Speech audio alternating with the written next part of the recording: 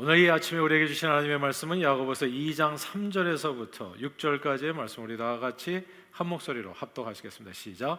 너희가 아름다운 옷을 입은 자를 눈여겨보고 말하되 여기 좋은 자리에 앉으소서 하고, 또 가난한 자에게 말하되 너는 거기 서 있든지 내 발등상 아래에 앉으라 하면, 너희끼리 서로 차별하며 악한 생각으로 판단하는 자가 되는 것이 아니냐.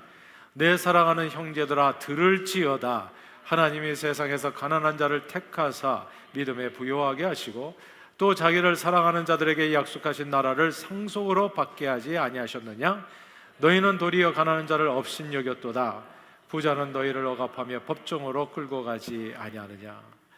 아멘.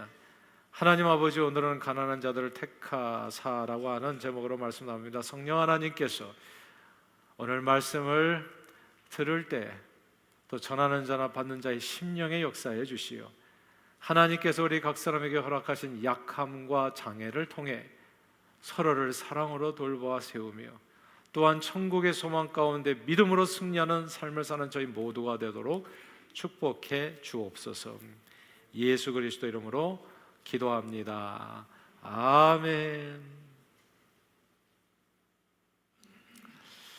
오래전 제가 어린 시절 한국에서 학교 다닐 때 아이들은 일종의 건강검진을 단체로 받았었습니다.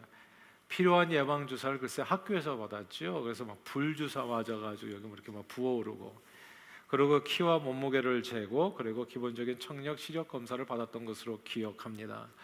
그 당시에 여러 가지 검사들이 있었는데 흥미로운 검사 하나 있었어요. 그게 생맹 검사입니다. 무슨 숨은 그림 찾기 같은 내용인데, 책에서 이렇게 책장을 넘겨가면서, 그래서 다양한 색깔의 점선들 안에 숫자가 하나 감춰져 있었는데 그 숫자를 알아보는 검사였습니다.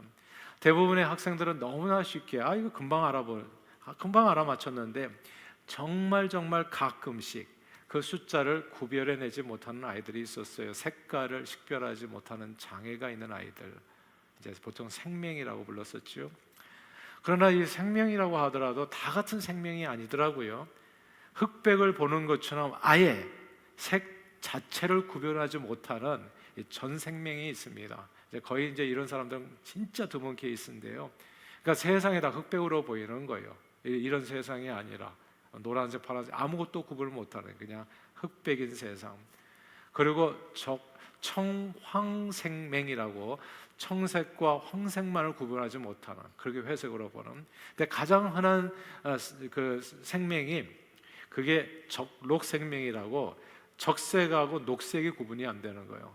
그래서 이제 이런 분들은 이제 신호등에서 위험하죠. 이게 적색하고 녹색으로 되어 있기 때문에. 그래서 가장 흔한 생명의 종류가 이제 적록생명입니다. 그리고 이렇게 색깔을 어느 정도 식별하는 데는 문제가 없지만 정상인에 비해서 약간 능력이 떨어지는, 부족한 경우도 있습니다. 그런 경우는 생명이 아니라 색약이라고도 얘기하죠. 그리고 밝고 가까운 곳에서는 정상인과 똑같이 아무런 이렇게 차이가 없는데 다 구분을 하는데, 또 어두운 데서는 잘 이렇게 색깔이 구분이 안 되고, 또 먼 곳에 있는 색깔은 구분하지 못하는 이런 색약도 있습니다. 생명이라고 다 똑같은 생명이 아니라는 이야기입니다. 같은 장애도 증상에 따라서 또 정도에 따라서 그 내용이 매우 다양하다는 것이죠. 몇 년 전 자폐를 가진 사람을 주인공으로 한 이상한 변호사 우영우라고 하는 한국 드라마가 세계적인 관심을 끌었었습니다.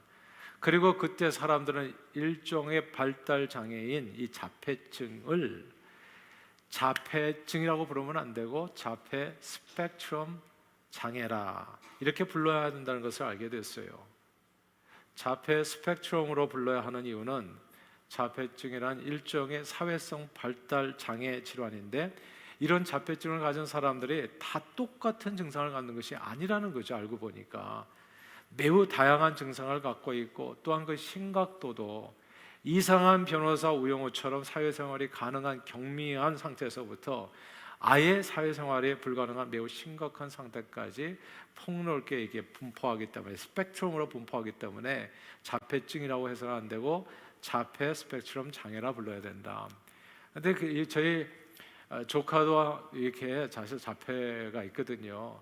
근데 미국이 참 좋아요. 미국에서 이렇게 학교 다니면서 그 자폐 학교 다니고 하면서 정말 선생님들도 좋고, 그러니까 선생님들이 그냥 많은 아이들을 가르치는 게 아니라 그 몇몇 아이들에게 정말 정성을 쏟아서 그래서 아이가 읽고 쓰고 다 하게 되고 지금은 이제 코스코에서 일하고 있죠. 근데 뭐 아주 복잡한 이런 인간관계에서 이런 사회성 있는 일들은 잘 하지 못해도 단순하게 주어진 일은 다 잘하는 거예요.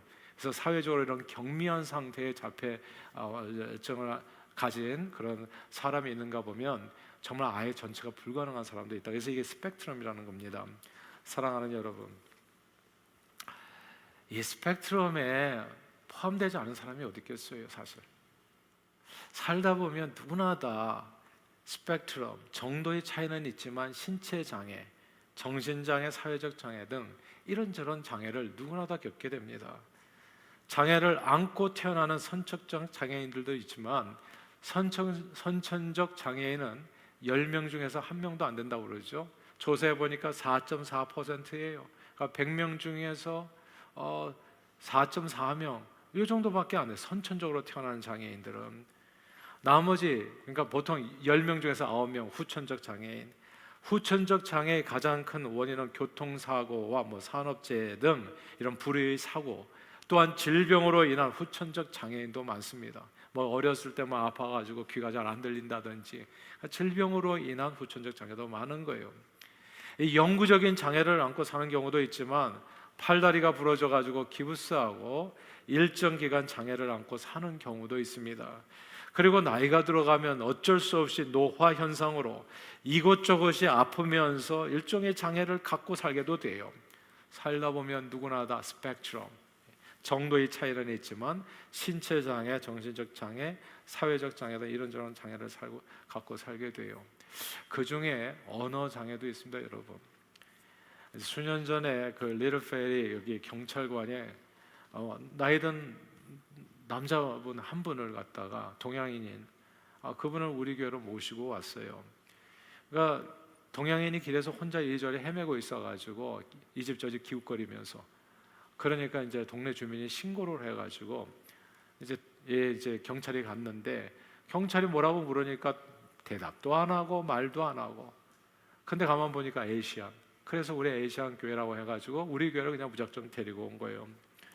그래서 말을 전혀 못한다고 경찰이 그래서 저는 이분이 말도 못하고 듣지 못하는 장애인 줄 알았어요. 그래서 내가 한국 사람이라고 이제 이렇게 얘기하면서 했더니 갑자기 말을 잘하시는 거예요. 한국말을 유창하게 하시더라고요. 한국말을. 한국에서 리틀필에 사는 딸 집에 왔다가 집에만 있는 것이 하도 답답해서 집 밖에 나왔는데, 이번에 나이가 들었잖아요. 그만 이렇게 집으로 나오기는 나왔는데, 이게 헨젤과 그레텔 얘기 아시죠? 나왔는데 이게 집에서 나오실 때는 연세 드신 분들은 꼭 기억하셔야 될 게 빵 조각이라도 좀 떨어뜨리면서 가셔야 돼. 이 돌아보니까 길을 못 찾는 거예요. 돌아보니까 자기가 어디 있는지를 모르는 거예요. 빵 조각이라도 뭐라도 좀 떨어뜨리면서 가셨으면 그 쫓아서 가시면 되는데, 그래서 헤매게 되셨다고 말씀하시더라고요. 주민의 신고로 경찰을 만나게 됐지만 이게 경찰이 왔는데 이게 지금 외국인이 그냥 백인이 와가지고 뭐라고 하니까 한마디도 알아듣지 못하는데 또 겁은 나고, 그래서 꿀먹은 벙어리처럼 가만히 있었더니 자기를 데리고 이 교회로 왔다는 거죠. 경찰이 하는 얘기가 가족들이 실종 신고를 하면 911으로 그러면 연락이 올 거니까 어디 자꾸 다니지 말고 이 교회 그냥 가만히 계시면 그러면 찾을 수 있다. 아니나 다를까 정말 따님이 경찰서로 전화를 해서 우리 교회 그 따님이 오셔서 아버님을 모시고 가셨어요. 보통 한국에서 오신 분들이 영어를 할 줄 모르니까 눈이 있어도 보아도 보는 것이 보는 게 아니에요. 영어 간판을 못 읽으시니까. 그러니까 이게 무슨 뜻인지를 모르는 거죠. 물론 요즘은 다 이제 영어 다 대부분이 다 하시는데 할아버지가 예전 시골에서 오신 분 같아요.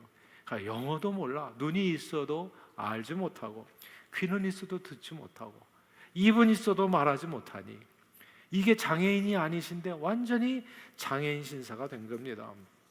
미국에 방문하시는 분들이 미국을 창살 없는 감옥이라고 가끔씩 표현하잖아요. 정말 창살은 없어. 어디 내가 갇힌 게 아니야.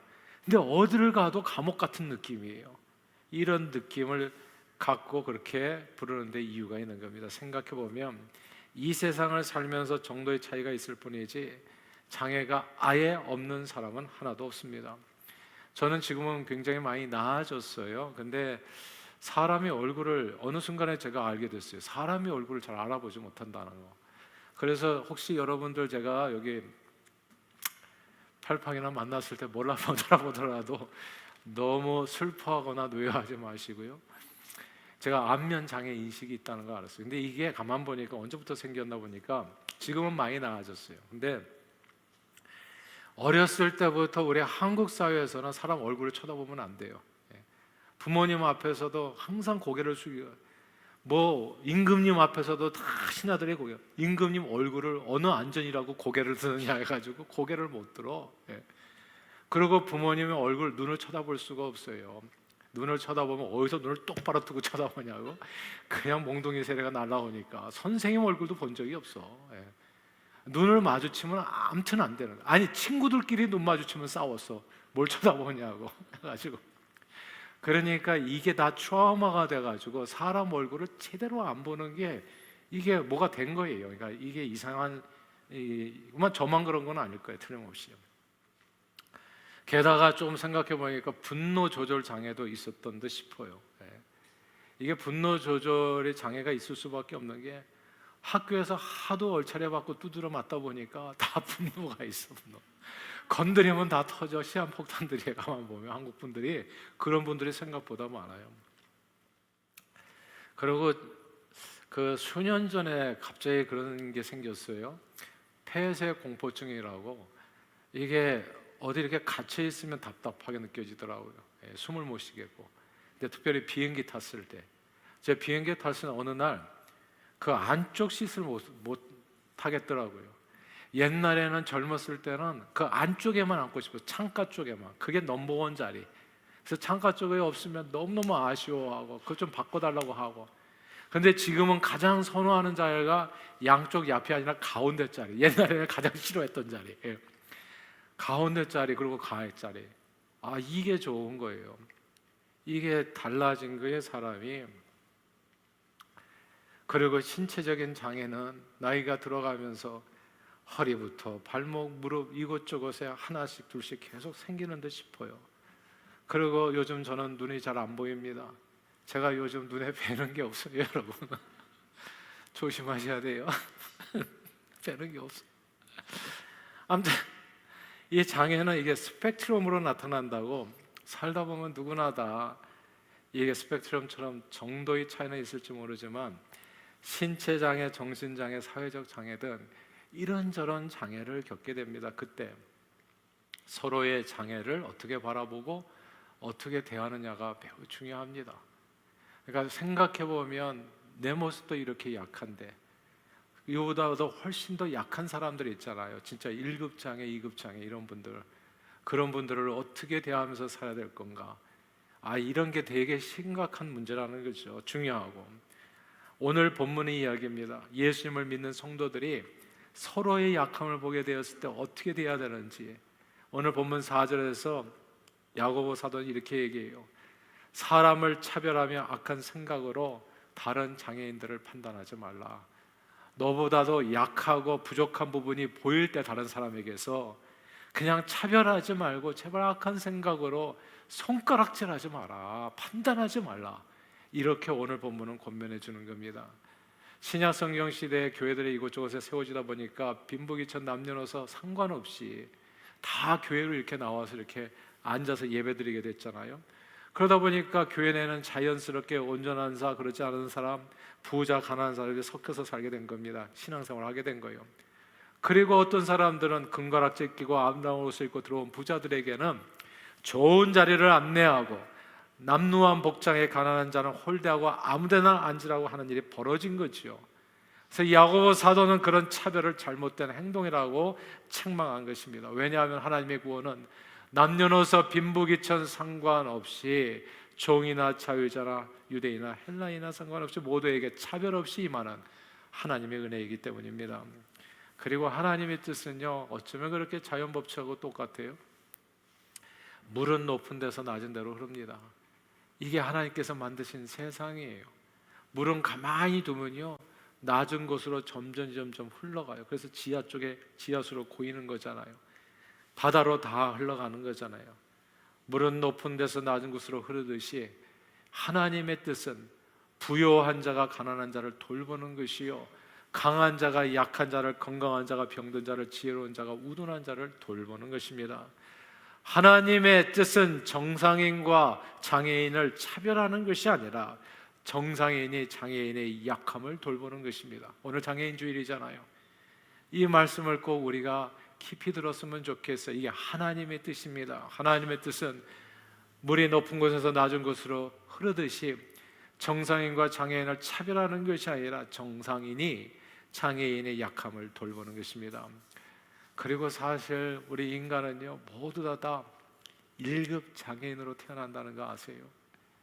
어린 아이가 딱 태어나면요 그냥 진짜 1급 장애인이야.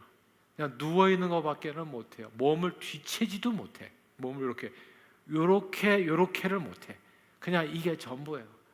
이게 전부인데 말도 못해. 얘가 알아듣지도 못해. 아는 언어가 응애밖에는 없어요. 응애. 그러니까 얘가 근데 도대체 뭐가 불편해서 우는지, 배가 고파서 우는지, 뭐가 응아를 하기 위해서 우는지, 어디가 아파서 우는지 알 수가 없어요. 그냥 아는 단어가 응애밖에는 없는 거야. 1급 장애인이 이런 장애인이 없어. 할 줄 아는 게 아무것도 없어요. 그때는 그 연약한 아기를 위해서 물이 높은 데서 낮은 데로 흐르듯이 부요하고 강한 부모가 모든 것을 공급해 줘야 되는 겁니다. 이게 하나님의 뜻이에요. 유치원에 들어가도 여전히 아이는 어리고 약합니다. 그러니까 강한 부모가 그 아이를 위해서 밥 먹여주고 옷 입혀주고 학교 보내주고 픽업하고 다 해야 되는 거예요. 부모가 좀 부족할 때는 할머니 할아버지까지 다 달라붙어가지고 그 아이를 데리고 왔다 갔다 하면서 다 해야 되는 거예요. 강한 사람들이 약한 아이를 돌보는 것이 그게 하나님의 뜻입니다.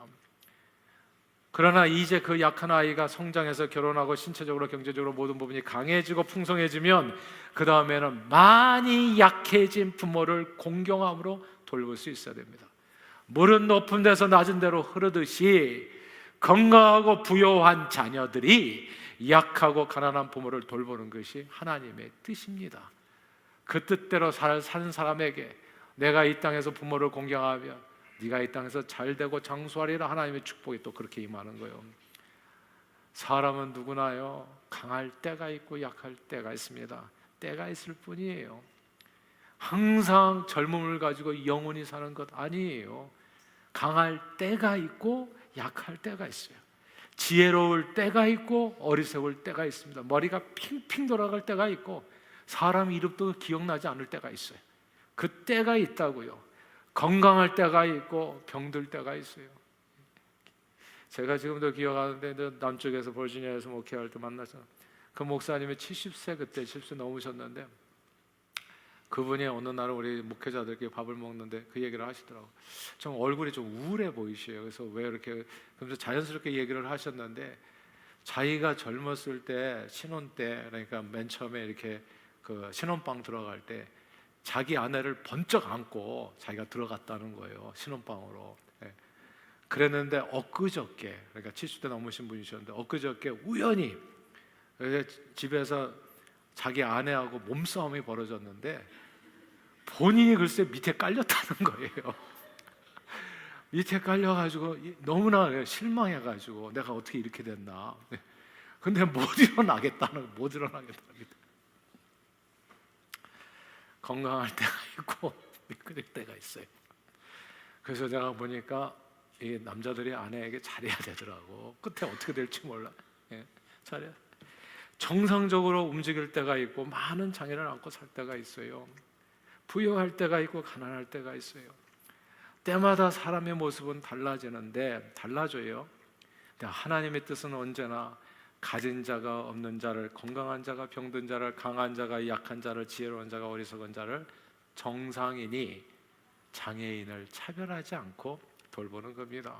그게 하나님의 뜻이에요. 예수님은 누구든지 대접을 받고자 하는 대로 대접하고 너희 헤아림으로 말미암아 너희가 헤아림을 받을 것이라 말씀했습니다. 우리가 신체적, 정신적, 사회적 장애를 안고 살아가는 사람들을 돌보는 대로 우리도 역시 언젠가 비슷한 신사가 되는 거거든요. 우리 다 그런 신사가 될 때 돌봄을 받게 된다는 거예요. 저는 이번에 우크라이나 팀에 내가 너무 감사했던 까닭은 거기 장애인들이 많거든요. 전쟁터에서 굉장히 참혹한, 그러니까 그런 모습을 보는 것은 다 가슴이 아픈 거예요. 그리고 정말 끔찍하니까. 근데 또 안 볼 수가 없죠. 그래서 이렇게 동쪽에서 이제 전쟁에서 이제 이렇게 상위 군인들이 많이 오는 거예요. 팔 하나 없는 사람, 다리 하나 없는 사람. 보는 것 자체가 굉장히 트라우마가 생길 정도로. 근데 그런 사람들을 가서 위로하고 이렇게 하고 올 수 있었던 것이 너무 감사한 게, 누가 알겠어요? 우리도 어떤 일을 당하게 될는지. 그때 누군가가 우리를 찾아와서 돌봐준다, 얼마나 감사한 일이겠어요. 그런 역사가 있게 된다는 거예요. 그러나 가난하고 병들고 약한 사람들을 돌볼 수 있는 기회를 저버리게 되면 자기가 같은 처지가 됐을 때 외면받을 수 있다는 것, 성경 말씀입니다. 잠언 21장 13절 말씀. 귀를 막고 가난한 자가 부르짖는 소리를 듣지 아니하면 자기가 부르짖을 때에도 들을 자가 없으리라. 하나님의 말씀입니다. 그러므로 늘 예수 사랑으로 서로의 장애를 돌보아서 아름다운 하나님의 나라를 우리 가운데 이루는데 존귀하게 쓰임받는 저와 여러분들이 다 되시기를 주의 이름으로 축원합니다. 세상에 하나님께서 장애를 우리로 하여금 알게 하신 것은 서로를 사랑하고 돌보아서 아름다운 나라를 이루라고, 우리도 때로는 장애가 있을 때 없을 때를 두셔서 그걸 알게 해주심으로 서로를 돌보는 삶을 살라. 이것이 하나님의 뜻이라는 겁니다. 그러나 하나님께서 우리 모든 인생들에게 장애를 주시는 데에는 아주 중요한 두 가지 이유가 있다는 것을 또 우리는 기억해야 됩니다. 유익이 있어요. 오늘 본문 5절인데요. 함께 읽어볼까요? 2장 5절 말씀을 읽겠습니다. 시작. 내 사랑하는 형제들아 들을지어다. 하나님의 세상에서 가난한 자를 택하사 믿음에 부요하게 하시고 또 자기를 사랑하는 자들에게 약속하신 나라를 상속으로 받게 하지 아니하셨느냐. 아멘. 여기서 가난한 자를 택하사 믿음에 부요케 하시고 또 자기를 사랑하는 자에게 약속하신 나라를, 하늘나라를 상속받게 하셨다. 이 구절을 주목해야 됩니다. 믿음에 부요케 하시고 하늘나라를 상속받게 하는 것. 이 말씀은 하나님께서 우리 모든 인생들에게 허락하시는 장애에 관해 우리에게 놀라운 통찰력을 줘요. 하나님이 때로 허락하시는 신체적, 정신적, 사회적, 물질적 모든 장애는 우리에게 아주 중요한 두 가지 엄청난 유익을 가져다 준다는 겁니다. 장애를 통해서 우리가 받는 축복이에요. 첫째, 믿음을 부요케 합니다. 그래서 이게 하나님이 사랑하는 자에게는 장애가 없어야 되지 않나라고 생각하는데, 제가 아까 말씀드렸잖아요. 뭐 폐쇄 공포증이랄지, 난 내게는 왜 이런 장애가 생기나 봤더니 이게 의미가 있어요. 믿음을 더 부요케 하기 위해서. 제가 보니까 제 몸이 약해지면 약해질수록 믿음은 더 강해지는 것 같아요.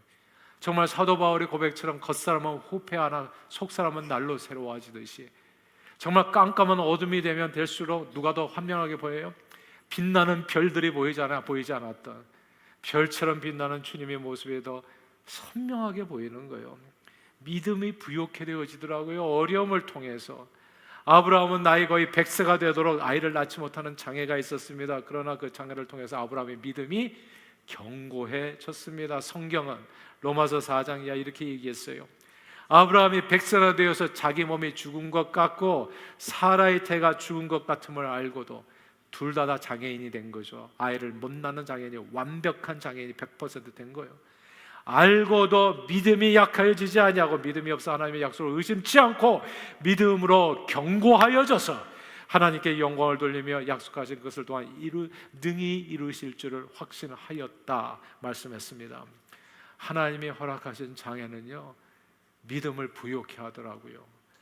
구약 성경 엘리사 시대에 아람의 군대 장관 나아만은 큰 용사였지만 나병이라고 하는 장애가 있었습니다.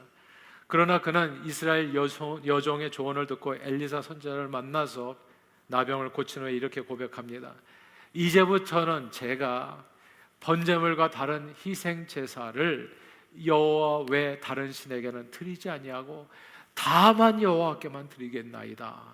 나아만 장군의 나병이라는 장애는 그 나아만 장군을 여호와 하나님께 인도하는 믿음의 길이 되었던 겁니다. 하나님이 허락하시는 장애는 언제나 우리 믿음을 부욕해 해 주어요.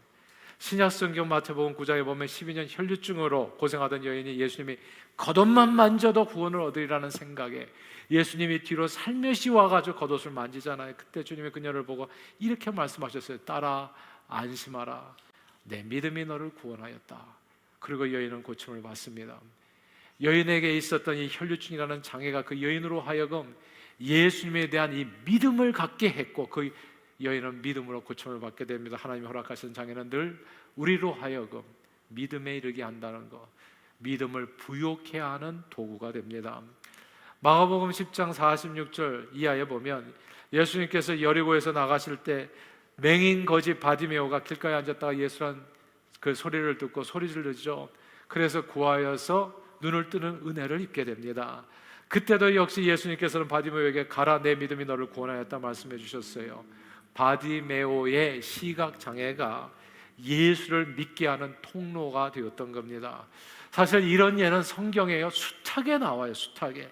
스스로 온전하다고 생각하는 자, 나는 아무 문제가 없다, 건강하다, 그리고 의인이라고 여기는 자는 바리새인 서기관처럼, 이런 사람들은 오히려 예수를 알아보지를 못해요.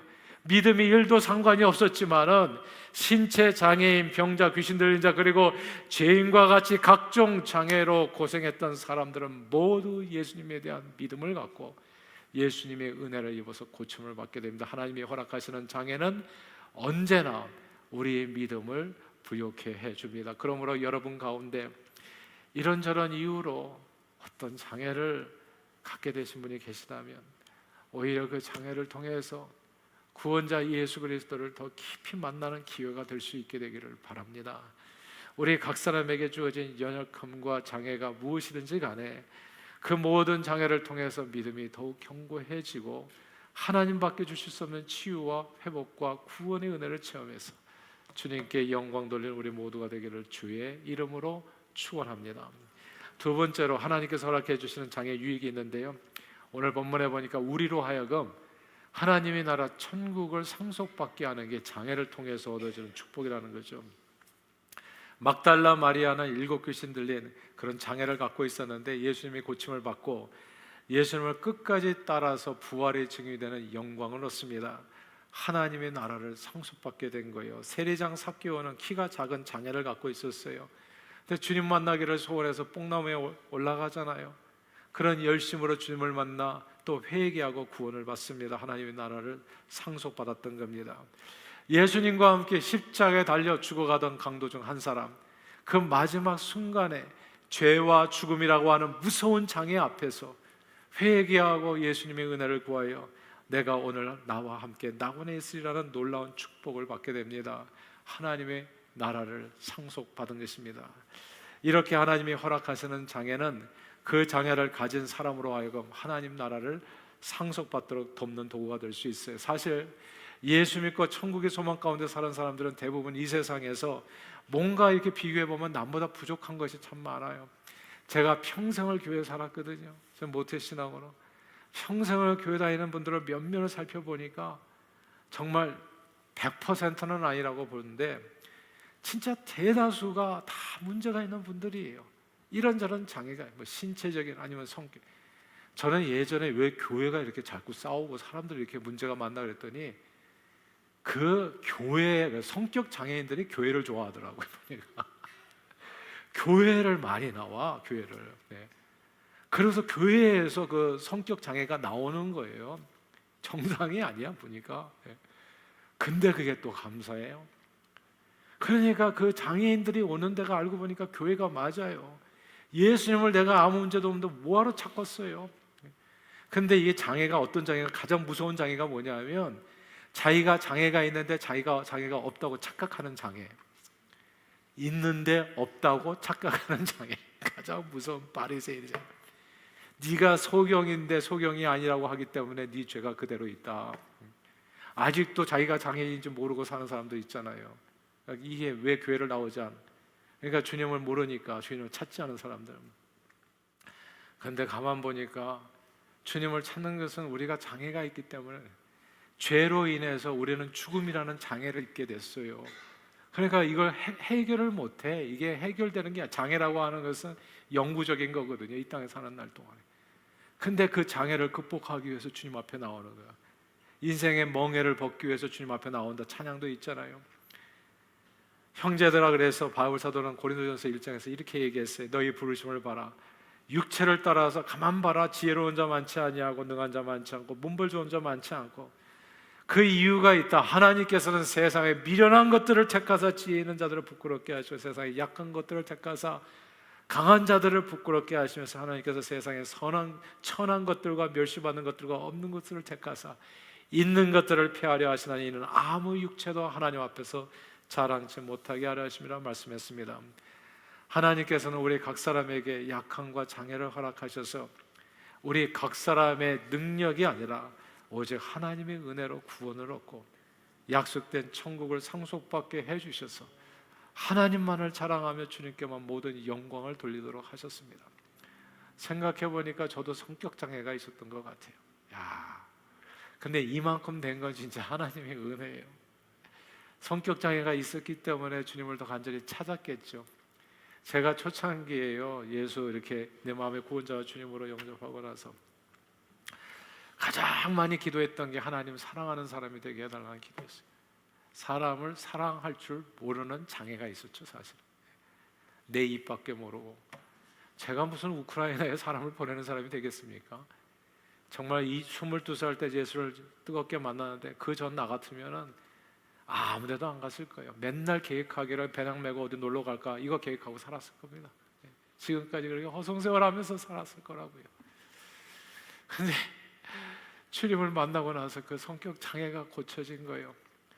사랑할 줄 모르고 이해할 줄 모르고 용서할 줄 모르고 그리고 남에게 베풀 줄 모르고 그냥 이기적인 욕심으로 쾌락을 쫓아서 살았던 그 장애가 예수님 만나서 고쳐졌다는 겁니다. 여러분, 하나님께서는 이 장애를 통해서 우리를 이렇게 고쳐주시고 온전히 주님만을 바라보며 살 수 있게 하시기 위해서 그래서 예수 그리스도를 보내주셨던 거예요.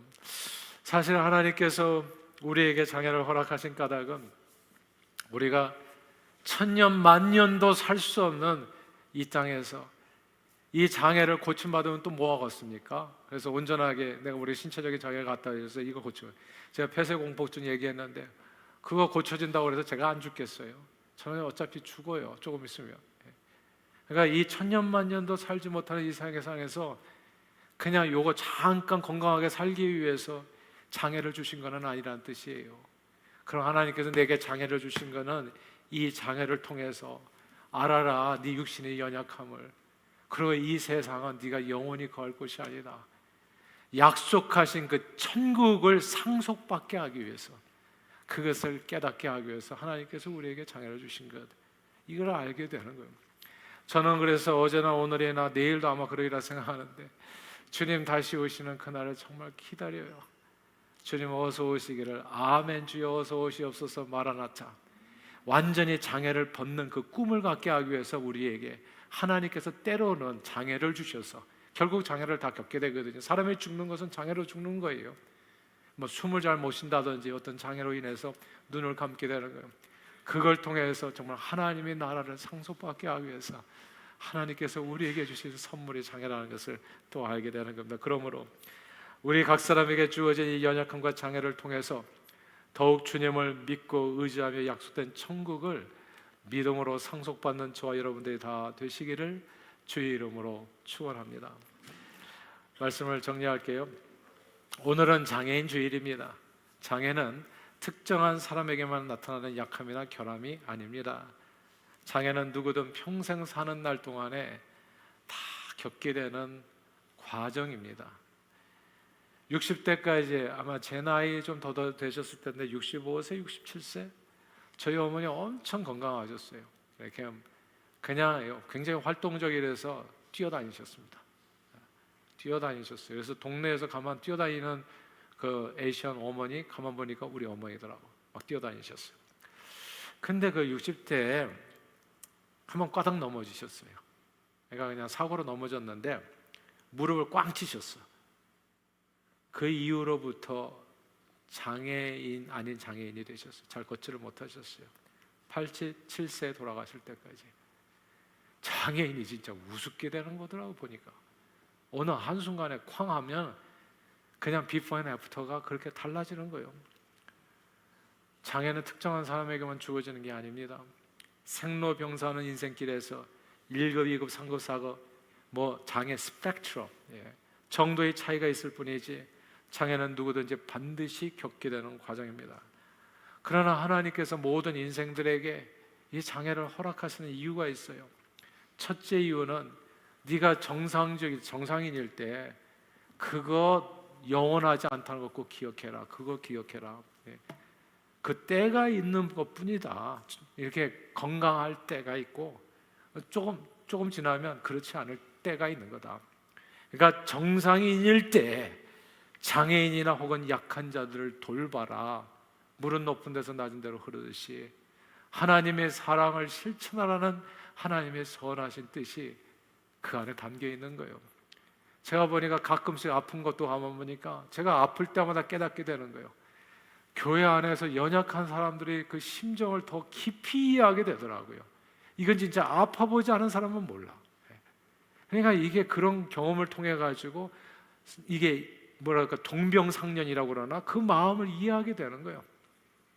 그래서 서로 더 돌보는, 강한 자가 약한 자를, 가진 자가 없는 자를, 건강한 자가 병든 자를, 지혜로운 자가 우둔한 자를 보고 섬기며 살라고 하는 그런 뜻을 장애에 담아서 하나님께서 때때로 우리에게 허락도 해주시는 겁니다. 그리고 그렇게 섬기게 될 때 하나님의 나라가 이 땅에 이루어지게 된다는 거. 둘째는 하나님이 허락하시는 장애에는 그 유익이 있다는 거죠. 유익이 크게 두 가지. 첫째는 나의 믿음을 견고케 하고, 둘째는 약속된 천국을 상속받게 한다는 것. 이 몸이 약함을 알면 알수록 이게 이렇게 되더라고요. 하늘나라에 대한 간절한 열망이 생기더라고요. 이 모든 장애에서부터 벗어나서 완전한 자유함을 얻게 되는 그 순간을 더 강구하게 되더라고요. 약속된 천국을 그래서 상속받게 하는 것이 이 장애의 유익이라는 것을 알게 돼요. 약함이나 장애를 만날 때 사람들은 주님 앞에 나와서 기도하게 됩니다. 저는 새벽 기도에 나오시는 분들이, 이 가운데 있는 분들이 다 되기를 항상 기도하는 사람이에요. 기도라는 건 그거예요. 나의 장애를 인정하고 하나님 나를 불쌍히 여겨주시옵소서. 이게 기도예요. 내가 건강하다고 생각하면 기도할 필요가 없겠죠. 나 하루도 기도 없이 깨지 않고 하루도 기도 없이 잠들지 않고, 이게 무슨 뜻이냐 하면 내 자신을 죄인으로 고백하고 장애인으로 고백하는 거예요. 하나님, 나는 주님 없이는 호흡마저도 다 주님의 것인데 주님 오늘도 내게 은혜를 주시옵소서. 천국을 바라보면서 그렇게 달려가는 삶, 그게 주님 앞에 드리는 새벽 기도. 예전에 어르신들이, 우리 신앙의 선조들이 진짜 아침에 가장 먼저 정한수 떠놓고 간절한 마음으로 하나님 앞에 삶을 드리며 자식을 하나님 앞에 맡기고 자기 남편의 일을 주님 앞에 맡기고, 아니 하늘에게 맡기고, 그렇게 간절히 소원했던 그런 내용들이요. 그렇게 주님을 간절히 찾았던 사람들이 다 주님을 만나는 겁니다. 약함이나 장애를 왜 하나님께서 주시냐 하면 주님이 우리를 더 그렇게 간절히 만나기를 원하기 때문에 우리에게 허락해 주시는 그냥 믿음의 도구인 거예요. 놀랍게도 믿음은 그 장애들을 통해서 자라납니다. 견고해져요. 그러나 장애는 우리로 하여금 이 땅에서 천년만년 살게 하기 위함이 아니라 약속된 천국을 믿음으로 상속받기 위한 통로로 쓰임받는다는 것, 이것도 기억해야 됩니다. 그러므로 늘 주변을 돌아보아서 이런저런 장애로 고통하는 약한 자들을 섬겨서 하나님의 나라를 이 땅에 이루며, 동시에 우리 각 사람에게 허락된 장애로 믿음의 깊이를 더하여 약속된 천국을 상속받는 저와 여러분들이 다 되시기를 주의 이름으로 축원합니다. 기도하겠습니다. 하나님 아버지, 생로병사하는 인생길에서 여러 가지 약함과 장애를 통해 주님을 만나게 하시고 믿음을 갖게 하시어 약속된 천국을 상속받게 해주시는 은혜에 감사를 드립니다. 오늘 장애인 주일, 우리 모두 장애인임을 깨닫고 서로를 불쌍히 여겨 서로 돌보고 섬겨 온전한 하나님의 나라를 우리 가운데 이루고 예수 천국 복음을 모든 사람에게 전하는 데 쓰임받는 저희 모두가 되도록 축복해 주옵소서. 예수 그리스도 이름으로 기도합니다. 아멘. 오늘 주신 하나님의 말씀 생각하면서 우리 약한 나로 강하게 이 찬송